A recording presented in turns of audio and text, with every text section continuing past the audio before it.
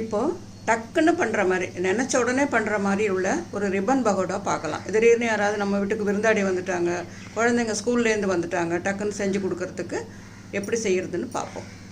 இந்த கப்பால் 1 கப் அரிசி மாவு எடுத்திருக்கேன். இதே கப்பால் 1/2 கப்பு பொட்டுக்கடலை மாவு. அரிசி மாவு நீங்கள் கடையில் வாங்கினதாக கூட இருக்கலாம், ஆனால் சலிச்சு வச்சுக்கோங்க. அதே மாதிரி பொட்டுக்கடலை நம்ம மிக்சியில் போட்டு ஒரு திருப்பி நல்லா சலித்து கப்பியெல்லாம் போக அதையும் எடுத்துக்கோங்க. சலிக்காமல் இருந்து ஒரு சின்ன துரும்பு இருந்தால் கூட அது வெடிக்கிறதுக்கு வாய்ப்பு இருக்குது. 1/2 டீஸ்பூன் மிளகாத்தூள், இது தனி மிளகாத்தூள், தேவையான அளவு உப்பு, 5 பூண்டு பல். நைவேத்தியத்துக்கு செய்கிற மாதிரி இருந்ததுன்னா பூண்டு போடாமல் கூட இந்த ரிப்பன் பகோடா நீங்கள் செய்யலாம். இந்த பூண்டையும் இந்த உப்பையும் மிக்சியில் போட்டுக்கிறோம். பூண்டும் உப்பு மட்டும் போட்டு நம்ம மிக்சியில் அரைச்சோம்னா சரியாக அது அரைப்படாது. இந்த மாவுலேருந்து கொஞ்சம் இதில் எடுத்து ஒரு 2 ஸ்பூன் போட்டுக்கலாம். நல்லா கொஞ்சம் கூட குறைச்சி போட்டதுனால தப்பு ஒன்றும் இல்லை. போட்டுக்கிட்டோம்னா அது நல்லா அரைப்பட்டுடும். பூண்டு போட்டதே தெரியாமல் நல்லா அரைப்பட்டுருக்கு பாருங்கள். ஒரு சின்ன பீஸ் கூட இதில் இருக்காது உங்களுக்கு. இதை இப்போ இதோட சேர்த்துடலாம். நம்ம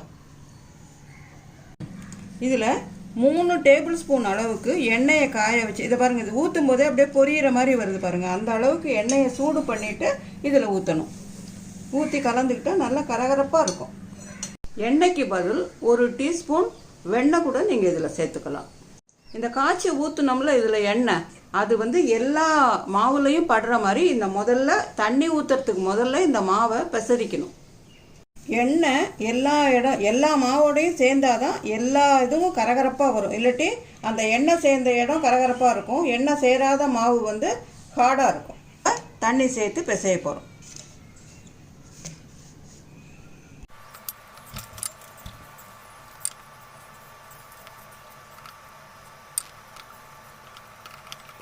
இந்த மாதிரி ஒட்டாத பதத்துக்கு மாவை பிசைஞ்சுக்கணும்.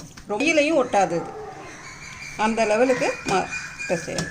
இந்த ரிப்பன் பகோடா அச்சை முறுக்கு நாழியில் போட்டு ரெடி பண்ணி வச்சுக்கணும். மாவை இதுக்குள்ளே போடுறோம். ஒரு சின்ன பீஸ் மாவை எடுத்து இதில் போட்டால் எண்ணெய் காஞ்சதுன்னா உடனே மேலே வரும். இதை வருங்க, மேலே வருது. இப்போ நம்ம புழிய ஆரம்பிக்கலாம். தீயை நல்லா ஹையில் வச்சுக்கணும். இதை ஒரு கிளறி விடுங்க. இப்போ சலசலப்பு கம்ப்ளீட்டாக அடங்கிட்டுது. இப்போ நம்ம எடுக்க போகிறோம்.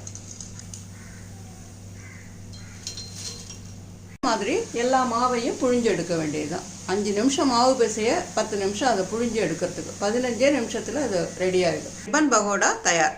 எடுத்த 1/2 கப் மாவுக்கு இந்த அளவுக்கு நாடாச்சு வந்திருக்கு. இதை சீவல்னு சொல்லுவாங்க, ரிப்பன் பகோடான்னு சொல்லுவாங்க.